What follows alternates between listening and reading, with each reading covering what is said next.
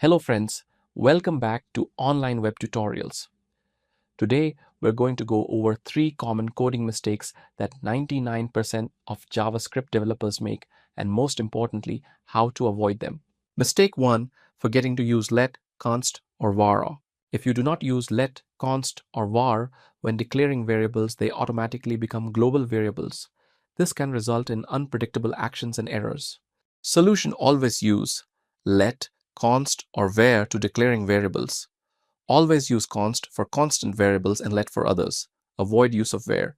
To understand why it's better to use let instead of var, check out my JavaScript tutorial series 3 on const, let, and var. I'll include the video link in the description. Mistake 2: misunderstanding of luge equality versus strict equality. JavaScript provides both luge equality and strict equality. Luge equality automatically converts values, which can lead to unexpected results, while strict equality checks both the value and the type. Luge equality converts operands to the same type before comparison, which can lead to errors. Strict equality compares both value and type, minimizing the risk of logical errors. You will get this output. Solution: use strict equality whenever possible to avoid unexpected type conversion and logical errors. Mistake 3: confusing null and undefined. Many developers use null and undefined interchangeably, which can lead to confusion and bugs in the code.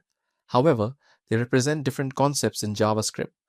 Undefined is the default value for variables that have been declared but not assigned a value. Null is an intentional assignment indicating that a variable should have no value. You will get this output. Solution: 1. Always initialize variables with a value or check if they are undefined before using them. 2. Use null explicitly. When you want to indicate that a variable should have no value, set it to null to make the intent clear. 3. Use strict equality, 3 equal signs. To avoid accidental type conversion between null and undefined, always use strict equality to compare them. I hope you found this video helpful. If you did, feel free to comment below.